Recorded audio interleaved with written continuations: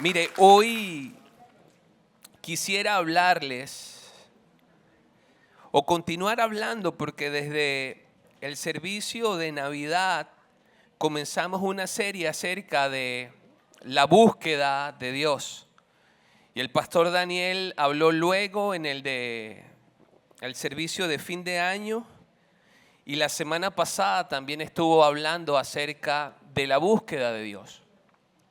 Y hoy yo quiero hablarles de que si Dios no es tu pasión, el pecado va a ser tu dueño. Si Dios no es el centro de nuestra vida, si Dios no está en cada detalle de nuestra vida, es muy probable que el pecado ocupe el lugar que Dios necesita ocupar. Es muy probable que el pecado llegue acá y el pecado llegue acá y termine siendo nuestro dueño, llevándonos a tener unas vidas que no son las que Dios diseñó. Mire, hay algunos fracasos espirituales.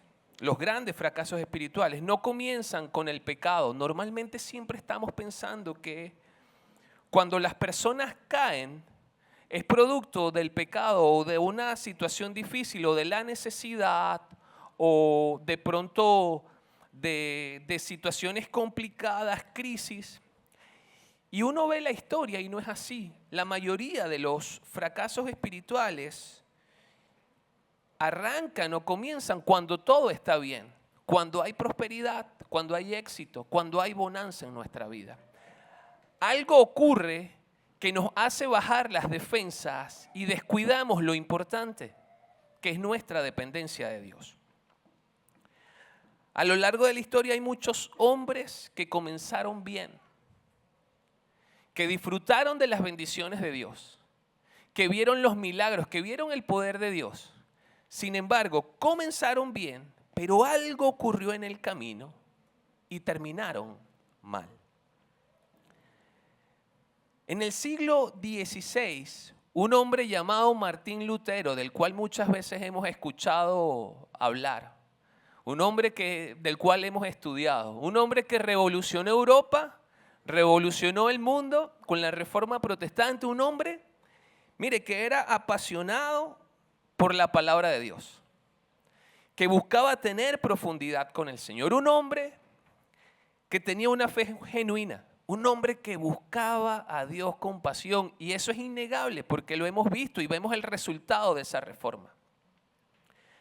Este hombre, en una oportunidad ya hacia el final de su ministerio, dijo que tenía un gran temor, que tenía un gran miedo, y ese miedo es el siguiente. Él dijo: tengo gran temor de que la gente deje de buscar a Cristo y comience a buscar la gente que en algún momento le presentó a Cristo.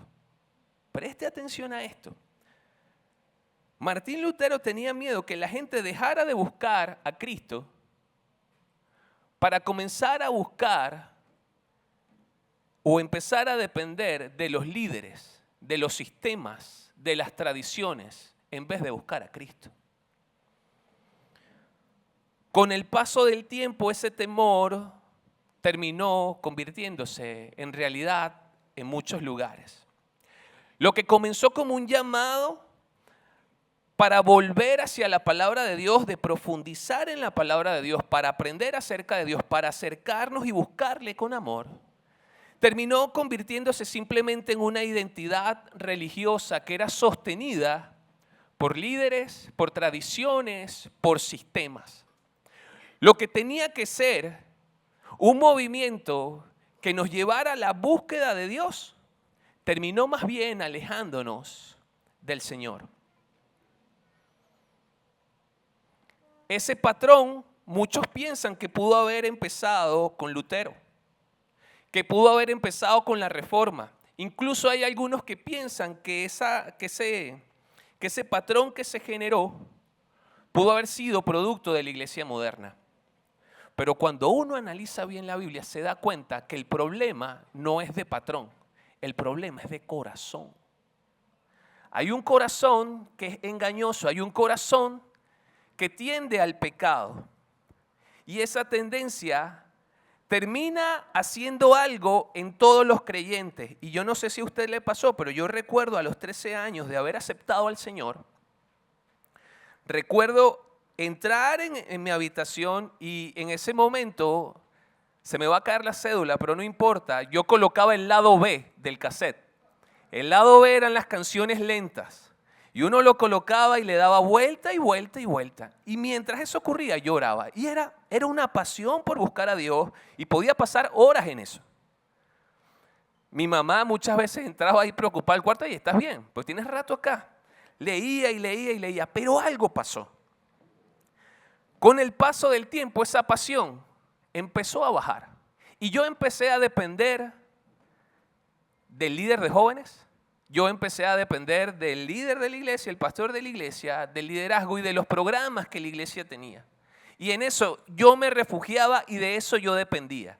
Mi relación con Dios era evaluada de acuerdo a la cercanía que tenía con ellos y no a la cercanía que yo tenía con Dios. Iglesia, buscar a Dios no es algo que se hereda. Buscar a Dios no es algo que uno puede delegar en otro. Buscar a Dios no puede estar soportado bajo el liderazgo de alguno de los pastores de esta iglesia o algún líder. Y mira, estamos acá para usted. Nosotros estamos acá. Si usted tiene necesidad, vamos a estar acá. Le vamos a ayudar. Pero no podemos ser muletas. El creyente tiene que entender que tiene una responsabilidad delante de Dios y es buscarle. Entendiendo que tenemos una responsabilidad delante de Dios, es que entonces nosotros tenemos que hacernos la pregunta hoy de cómo debe ser nuestra búsqueda de Dios. ¿Para qué? Para no terminar mal, porque muchos son los que inician bien, pero terminan mal. ¿Cuál es esa forma? ¿Cómo debe ser esa búsqueda para yo poder comenzar bien y terminar bien? Mire, yo quiero invitarle a que podamos ir al segundo libro de Crónicas, capítulo 26, porque ahí está la historia del rey Uzías. Una historia que nos muestra y nos dice que no tenemos que hacer. ¿Qué no tenemos que hacer? Mira lo que dice el texto, verso 1. Entonces, todo el pueblo de Judá tomó a Uzías, el cual tenía 16 años de edad, y lo pusieron por rey en lugar de Amasías, su padre. Uzías edificó a Elot y la restituyó a Judá, después que el rey Amasías durmió con sus padres. De 16 años era Uzías cuando comenzó a reinar y 52 años reinó en Jerusalén. El nombre de su madre era Jecolías de Jerusalén. E hizo lo recto ante los ojos de Jehová conforme a todas las cosas que había hecho Amasías, su padre. Y persistió en buscar a Dios en los días de Zacarías, entendido en visiones de Dios, y en estos días en que buscó a Jehová, él lo prosperó. Avanzamos un poco más en el capítulo, verso 16, y dice: mas cuando ya era fuerte, su corazón se enalteció para su ruina, porque se rebeló contra Jehová su Dios, entrando en el templo de Jehová para quemar incienso en el altar del incienso. Permítame poner un poco de orden a este pasaje porque de pronto no se entiende mucho. Hoy vamos a hablar del rey Uzías. Y la historia de Uzías comienza en un momento en que Judá no estaba atravesando el mejor de sus momentos. Explico un poquito acá. Usted recuerda que Israel era uno solo. En la época de Saúl, en la época de David y en la época de Salomón. Israel era un solo territorio. Llega el hijo de Salomón y allí se divide el reino. Queda el reino del norte, su capital es Siquén y se llama ahora Israel, y queda el reino del sur, que es el reino de Judá y su capital es Jerusalén. En ese reino del sur ocurre esta historia. Y esto es importante que lo entendamos. ¿Por qué? Porque este reino viene desgastado de un liderazgo que no ha sido constante, de un liderazgo que no ha sido fiel a Dios, de un liderazgo que de alguna forma ha tenido algunas equivocaciones. Ese liderazgo inestable necesita una atención particular. Y mire, el padre del rey Usías, que se llama Amasías, que reinó antes que él, la Biblia dice que él estuvo haciendo lo recto ante los ojos del Señor, pero que no lo hizo de todo corazón. Aparentemente, en la historia de Amasías, este hombre se comportó bien delante de los ojos de Dios, pero hubo un momento en que este hombre permitió que la idolatría entrara al pueblo de Judá. Dejó que esas tradiciones y que esa cultura entrara al pueblo. Eso hizo que el pueblo se desviara. Amasías se llenó de orgullo y una vez que se llena de orgullo, empieza a perder batallas. El pueblo de Judá empieza a sufrir y él termina muriendo. Judá en ese momento era políticamente frágil, era culturalmente amenazada por pueblos paganos que estaban tratando de meter su cultura allí. Judá espiritualmente estaba dividida. La fe de ese pueblo era una fe superficial. La profundidad que tenían en la búsqueda de Dios era poca, no tenían raíces. En medio de todo este contexto, en medio de toda esta situación, Judá está necesitando algo. Y escuche bien estas tres palabras. Está necesitando estabilidad, está necesitando dirección y está necesitando esperanza. Precisamente en ese ambiente es que llega entonces el rey Usías. Un muchacho de 16 años que ha sido llamado para gobernar una nación que es vulnerable, una nación que está débil, que está espiritualmente fatigada. La Escritura señala algo muy interesante y es que dice que Usías persistió en buscar a Dios. No porque el ambiente fuese fácil, de hecho lo acabamos de ver, era un ambiente hostil el que estaba viviendo. Pero este muchacho decidió persistir en buscar a Dios. Y como el Señor es tan bueno con nosotros y siempre está buscando colaborar con nosotros, le colocó a un hombre al lado. ¿Y ese hombre quién es? Zacarías, ¿ok? Coloca a Zacarías al lado para que este muchacho pudiese gobernar de la mejor manera, para que este muchacho entendiera que era lo que Dios quería hacer con él, para que llevara al pueblo al punto que Dios quería llevar a Judá.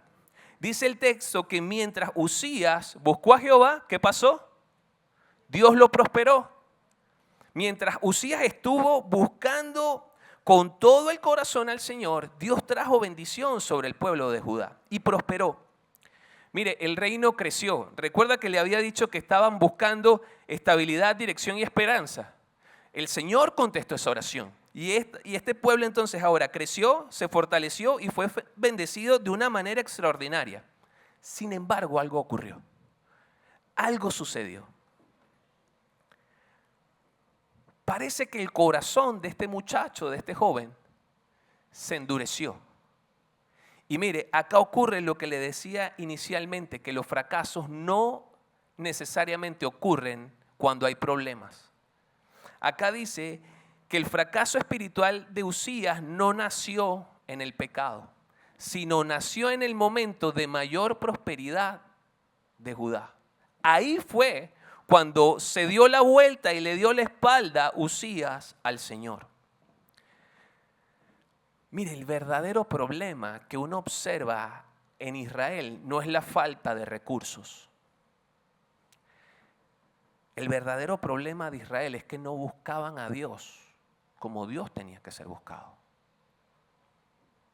Y ese es el mismo problema que nosotros hoy tenemos.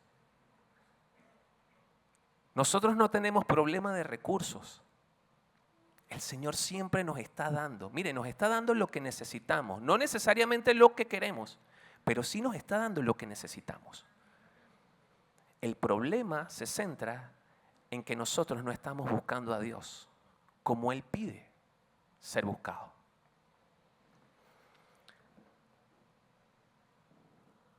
Observe esto, porque hay algo acá interesante. Entre el momento que ocurre la historia del rey Uzías y el momento que se escribe esta historia, hay un lapso de 250 años. Quien lo escribe es Esdras, un hombre que es escriba, que es sacerdote y que tiene un corazón pastoral profundo. Este hombre sabe lo que pasó hace 250 años con Uzías y está viviendo una etapa particular de Judá. ¿Por qué? Porque entre esos 250 años ocurrió algo interesante, y es que después de Uzías hubo reyes y reyes que hacían lo malo. Producto de eso se cumple la profecía que Moisés habla en Deuteronomio, que el pueblo iba a ser sacado de allí, de Judá, iba a irse al exilio a Babilonia. Y eso ocurre, pasan 70 años de exilio. El Señor ahora redime al pueblo de Judá y lo lleva a su tierra. Y cuando lo está llevando a su tierra, ahí está Esdras observando que se está repitiendo la historia. Hay un pueblo que nuevamente, después de salir del exilio, está necesitando ¿qué? Está necesitando otra vez, está repitiendo la historia porque está necesitando otra vez estabilidad, está necesitando dirección y está necesitando esperanza. Como Esdras ve eso, dice, esta gente tiene que saber la historia de Uzías. Porque no puede ser que nuevamente empecemos bien en una nueva temporada y volvamos a terminar mal. La historia no se puede repetir.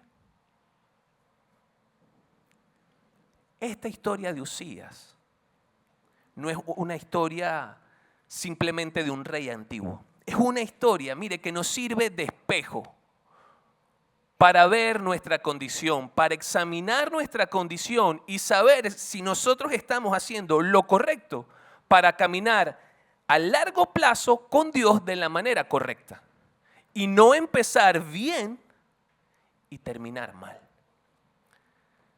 Entendiendo todo este contexto y todo lo que está pasando allí, la pregunta central que tenemos que hacernos entonces es, ¿cómo debe ser nuestra búsqueda por Dios? Para no empezar bien y terminar mal. Lo primero que el texto dice, mire, es lo siguiente. La búsqueda por Dios o de Dios debe ser personal y no dependiente de otros. El versículo 5 dice, y persistió en buscar a Dios en los días de Zacarías, entendido en visiones, y en estos días en que buscó a Jehová, él lo prosperó. La búsqueda de Uzías, si usted se fija bien y lo analiza, está como en un marco temporal de tiempo, es específico. Uno lo lee y uno podría pensar que Zacarías durante toda su vida buscó al Señor. Y uno diría, bueno, pero si buscó al Señor, ¿por qué después se apartó? Pero eso sería un error. Lo que está diciendo el texto allí es que hubo un momento particular de la vida de Uzías en que él lo buscó. Y ese momento fue mientras él estuvo con Zacarías. Luego que Zacarías se va, algo ocurre acá y acá en la cabeza de Uzías y él deja de buscar a Dios. Ahora mire, ¿quién era Zacarías? Porque es importante entender quién era este hombre. Zacarías no era cualquier persona. Era un hombre que, como bien dice allí, era entendido en las visiones de Dios. Es decir, que era un hombre que tenía discernimiento, que tenía la capacidad de comprender, de entender y de transmitir los mensajes que Dios le estaba dando al pueblo. Se los daba al pueblo y se los daba a Uzías. Un hombre que probablemente era profeta, un hombre que sirvió de guía espiritual para Uzías. ¿Para qué? Para llevarlo al lugar que Dios quería llevarlo, que era el pleno conocimiento del Señor. Mire, Zacarías le enseñó acerca del temor, acerca del amor, acerca de la obediencia que él tenía que tener por Dios. Durante el tiempo que Zacarías estuvo con él, Uzías tuvo la particularidad de buscar a Dios con persistencia, con constancia, con intención. Estaba como empecinado, así bien metido en buscar a Dios. Y producto de eso es que entonces el Señor trae prosperidad a la tierra. tanta prosperidad trajo a esa tierra, que recuerda, era una tierra en el momento que llega Uzías, que estaba pasando por situaciones complicadas. Pero es tanta la gracia, la misericordia de Dios, la prosperidad que Dios trae, que la tierra de Judá pasó a ser una de las principales ciudades a nivel de construcciones y de edificaciones. El ejército creció y empezó a implementar nuevas técnicas, empezó a generar nuevas armas. Ellos mismos lograron avanzar en la tecnología de la agricultura, de la ganadería. Dios había traído sabiduría a ese rey. Dios había traído sabiduría a toda la nación. Algo deja el texto en claro. Y es que todos esos logros que ocurrieron no fue producto de Uzías ni de lo bueno que era el pueblo. Es producto de la gracia de Dios. Que cuando Dios encuentra a una persona que realmente está buscando compasión y entrega a Dios, entonces Dios lo mira con agrado y dice, hey, mi bendición tiene que llegar allá. No es una condición que va a ocurrir sí o sí, eso depende de Dios. Usted puede buscarle al Señor con todo su corazón, pero de pronto Dios, en su voluntad, en su soberanía, no bendice como bendijo a esta ciudad, a este pueblo. Lo cierto del caso es que la Biblia deja claro acá que la bendición que hay acá es producto de la búsqueda del Señor.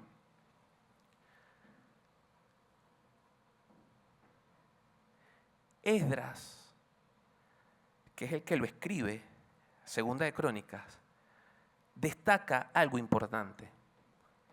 Y es que en la historia de repente Zacarías desaparece. Zacarías se va. Y mire, cuando eso ocurre, lo que parecía un rey correcto, honesto, íntegro, espiritualmente fortalecido y claro en lo que tenía que hacer, empieza a mostrar sus grietas. Empieza a mostrar que hay algo que indica que su fe no es madura. Cuando Zacarías se va, es el momento justamente en el que Uzías le da la espalda al Señor y empieza a hacer lo que él quería.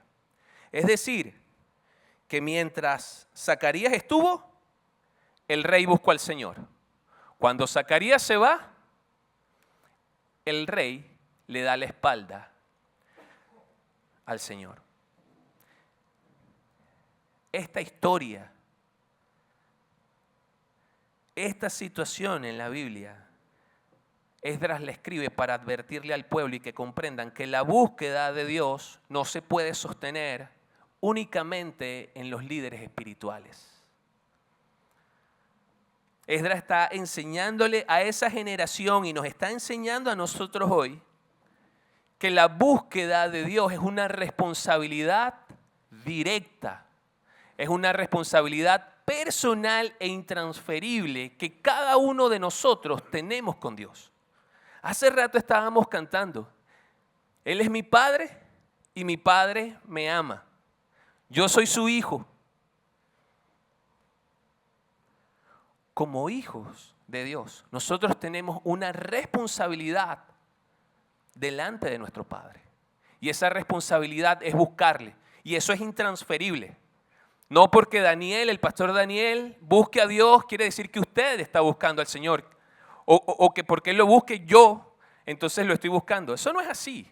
Es cada uno de nosotros necesita hacerse responsable de su crecimiento y de que su fe vaya al siguiente nivel.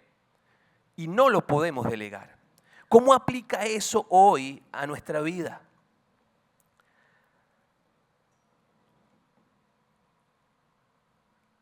Hágase la pregunta. ¿Mi fe, mi búsqueda por Dios se sostiene sin que otra persona me vigile y me diga que tengo que orar y que tengo que leer la palabra? ¿Es posible que mi fe se sostenga con eso o yo necesito a alguien que esté detrás de mí empujándome y diciéndome que tengo que buscar a Dios? Eso necesitamos evaluarlo nosotros, revisarlo al interno de nosotros y ver si nosotros somos capaces de sostener esa fe. Si no somos capaces de sostener esa fe, entonces hay una tarea que tenemos que hacer. Hay algo que debemos revisar en el corazón y hay algo que debemos revisar en la mente y hacer el ajuste necesario para que nuestra fe, nuestra búsqueda por Dios pueda soportarse sin la necesidad de tener gente a los lados, sin que nuestra fe y nuestra búsqueda por Dios dependa de otra persona. Otra cosa que pudiésemos preguntarnos es, ¿somos capaces de establecernos disciplinas espirituales personales que no dependan de los programas que ofrece la iglesia? Si la respuesta es no, entonces necesitamos nuevamente revisar qué hay acá adentro y hacer las asignaciones pertinentes para poder nosotros caminar solos. Mire, le quiero repetir y hacer énfasis. El pastor Daniel y los líderes de esta iglesia estamos acá para usted, para servirles, para apoyarles, para ayudarles en lo que sea necesario. Y si usted tropieza, nosotros vamos a estar allí para atenderles, para ayudarles. Pero es para levantarlo, para curarle, para sanarle y para que usted vaya adelante nuevamente. Porque los líderes, los pastores de esta iglesia no somos muletas. Y yo sé que el corazón pastoral de Daniel muchas veces tiende a eso, a querer estar allí. Pero necesitamos crecer en la fe. Necesitamos ser cristianos maduros que caminemos, que con el pasar del tiempo podamos caminar. Mire, eso es como aquel niño que está aprendiendo a caminar. El papá le toma de la mano, la mamá le toma de la mano del otro lado y va caminando. Pero tiene que llegar un punto en que ese niño le suelte las manos a sus padres y empiece a dar los pasos, empiece a caminar. Si este niño se cae, va a estar papá y mamá, lo van a limpiar y lo van a levantar nuevamente para que él siga caminando. Si él no puede caminar, entonces es que él no está lo suficientemente maduro. Y eso mismo pasa en nuestra vida cristiana. Los líderes están allí para apoyar, para acompañar, pero tiene que llegar el punto en el que ese creyente camine solo, sin dependencia de un líder, sin dependencia de alguien que de alguna manera lo tenga que estar soportando. Un verdadero discípulo debe saber buscar a Dios por sí mismo, permanecer fiel sin supervisión constante y perseverar aun cuando las circunstancias estén cambiando. Usted ahora me podrá decir, bueno, José, pero Dios no usa a los pastores y a los líderes para guiarnos. ¿Acaso no es bíblico depender de ellos? Mire, efectivamente, Dios usa a líderes, a los pastores, para acompañar a la iglesia, para acompañar al creyente, pero no para reemplazar una relación con Dios. Y Efesios 4:11 es claro en esto, porque dice que Dios mismo constituyó a unos apóstoles, a otros profetas, a otros evangelistas, a otros pastores y maestros. ¿Con qué finalidad? Con la finalidad de poder trabajar, fortalecer a esos creyentes y que esos creyentes luego terminen edificando a la iglesia.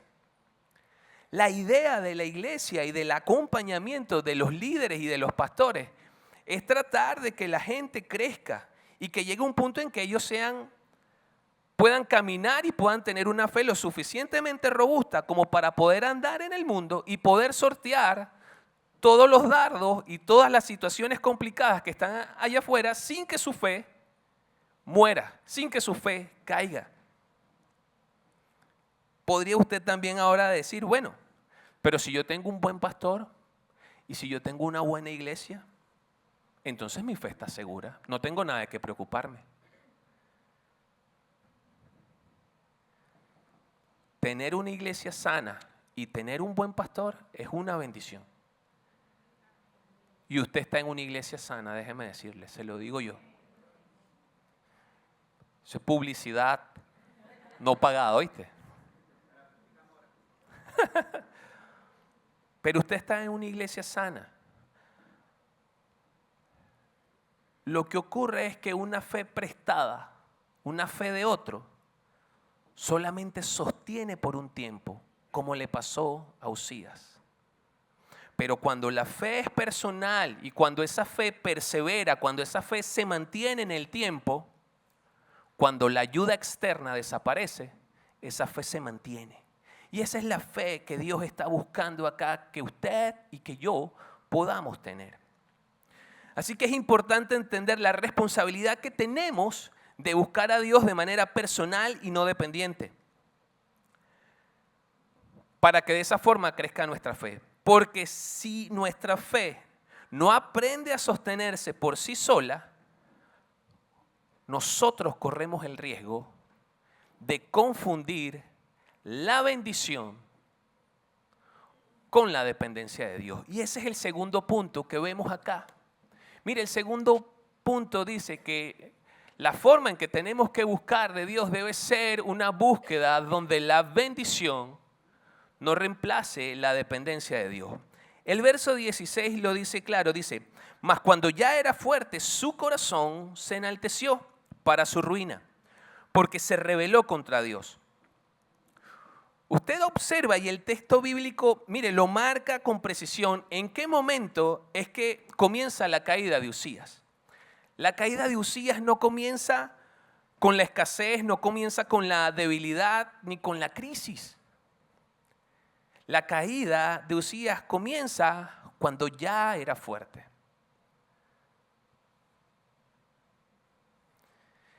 Esa expresión de que cuando ya era fuerte no significa que el ejército era fuerte, o que culturalmente era fuerte, o que económicamente eran fuertes.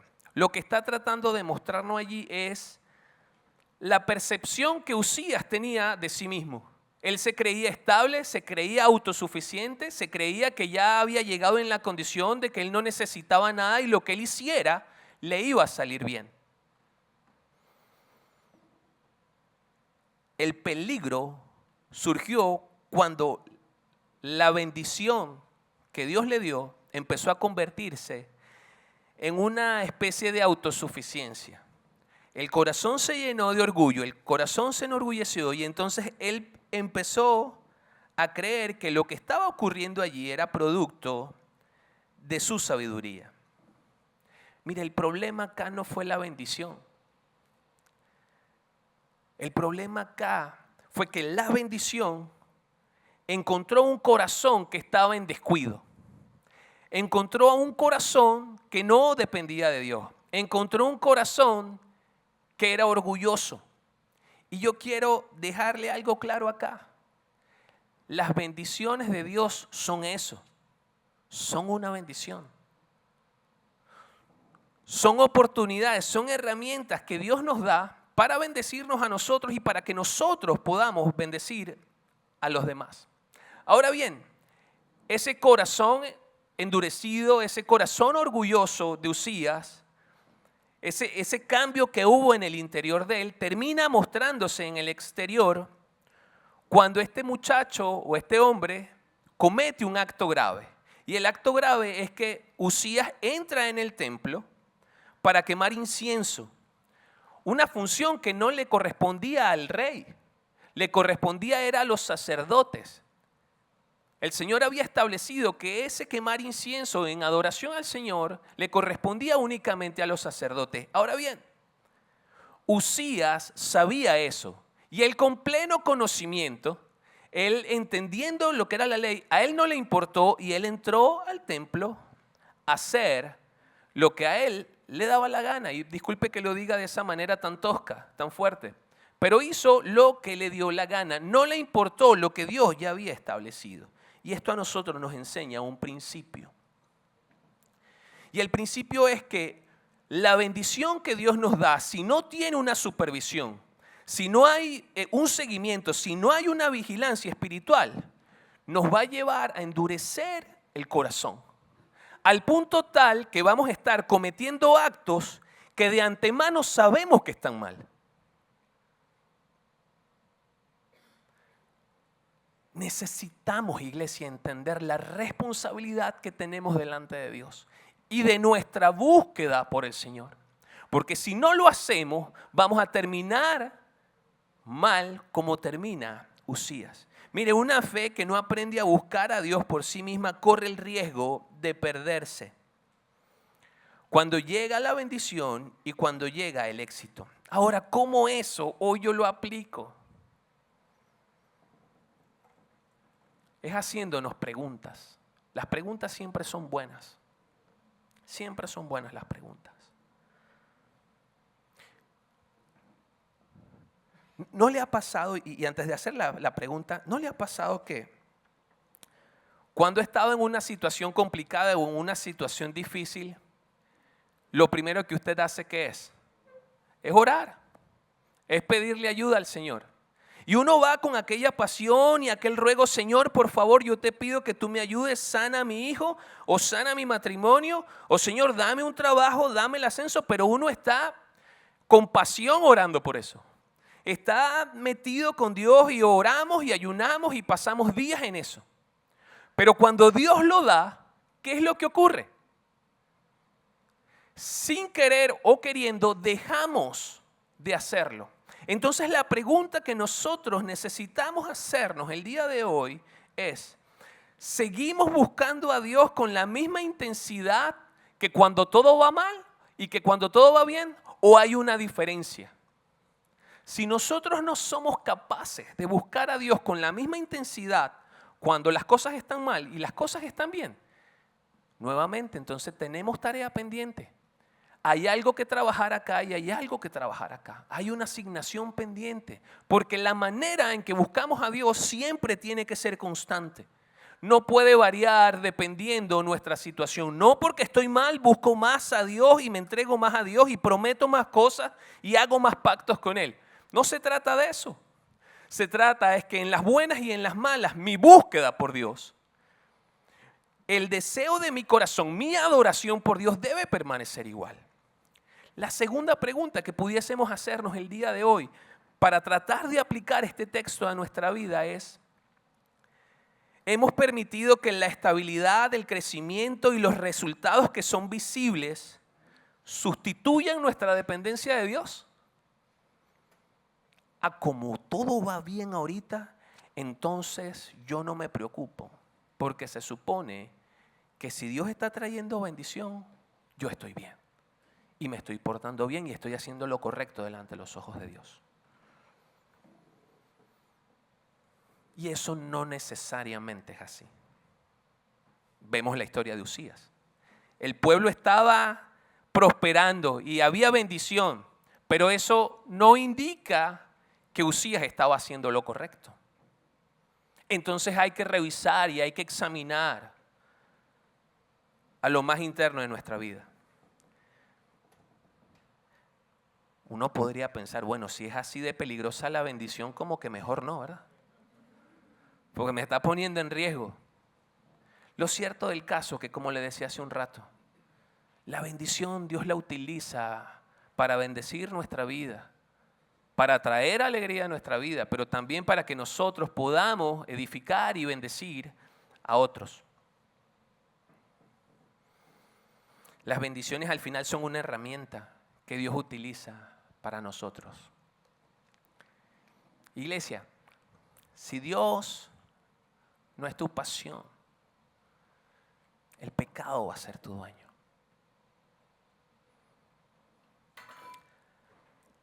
El texto nos está invitando a que coloquemos al Señor en el lugar correcto. El texto nos está enseñando que el sitio de nuestro Señor es el primer lugar y que no podemos quitarlo. No podemos quitarlo a través de la dependencia en otros y no podemos quitarlo e intercambiarlo por la bendición.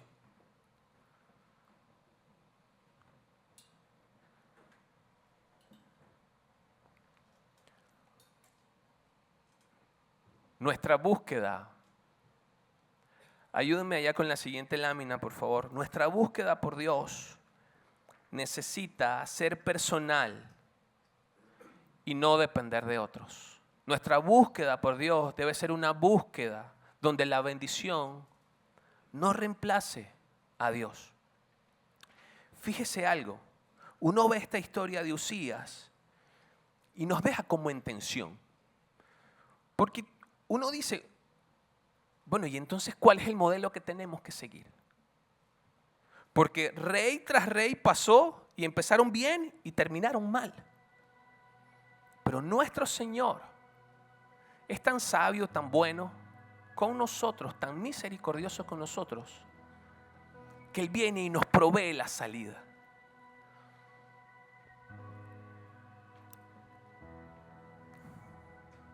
A diferencia de Usías, Cristo, mire, no permitió que el poder, la autoridad o la gloria reemplazaran su dependencia del Señor. No hay forma en que mi cabeza no vaya al Getsemaní, porque en ese momento de la historia Cristo pudo haber hecho, ¿sabes qué, Señor? ¿Sabes qué, Padre? Aquí yo no voy. Pero se sujetó y dependió al 100% de su Padre. Mire, aún siendo hijo, buscó a su Padre en oración allí, en el Getsemaní. Y decidió morir por ti y decidió morir por mí. Y el Padre lo coloca como ejemplo, como referente, para que tú y yo hoy podamos imitar a ese Cristo, a ese Dios que dio su vida por nosotros.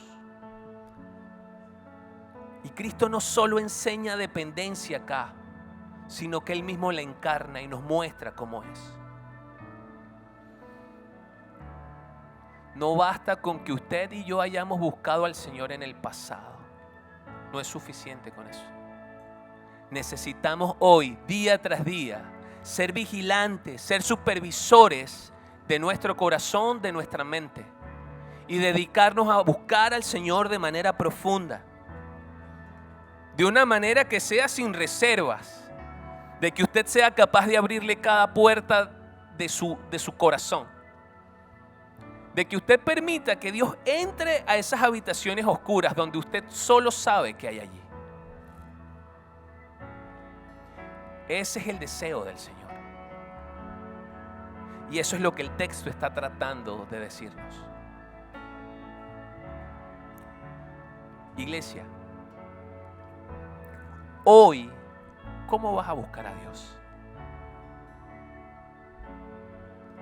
Yo quiero invitarte a que puedas cerrar tus ojos y oremos.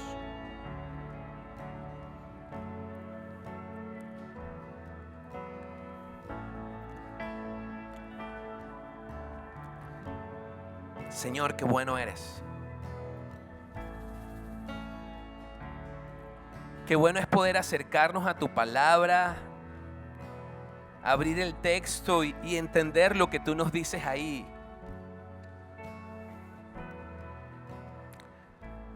Señor, en esta hora ven y trabaja en el corazón, por favor.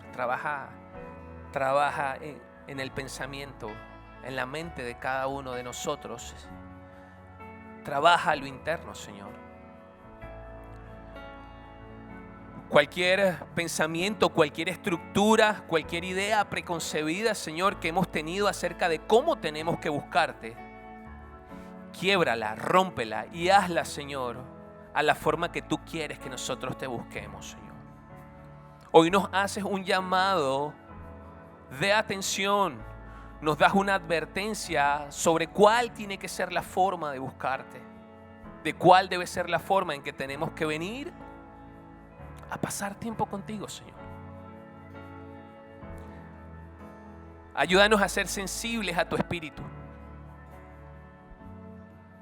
Ayúdanos a ser sensibles al acercarnos a la palabra y dejar que la palabra moldee nuestra vida, moldee nuestra mente y moldee nuestro corazón, Señor, por favor. Tu iglesia te necesita, Padre. En este tiempo que estamos viviendo, en este periodo que Iglesia Vida está viviendo, pedimos que seas tú el que te entrones, Señor. Y parece algo obvio pedirte eso, pero es que muchas veces quitamos nuestra mirada de ti y no dependemos de ti y tú dejas de ser el Señor de esta casa. Hoy venimos con corazones sencillos, con corazones sensibles a tu voz. Y te pedimos que te entrones en este lugar, Señor. Que tomes tu lugar, Padre. Transforma nuestra manera de buscarte para poder ir al siguiente nivel contigo, Señor. Trabaja, opera, cambia. Rompe, Señor. Trabaja profundo, Señor, con nosotros. Hoy te damos las gracias, Padre, en el nombre de Jesús.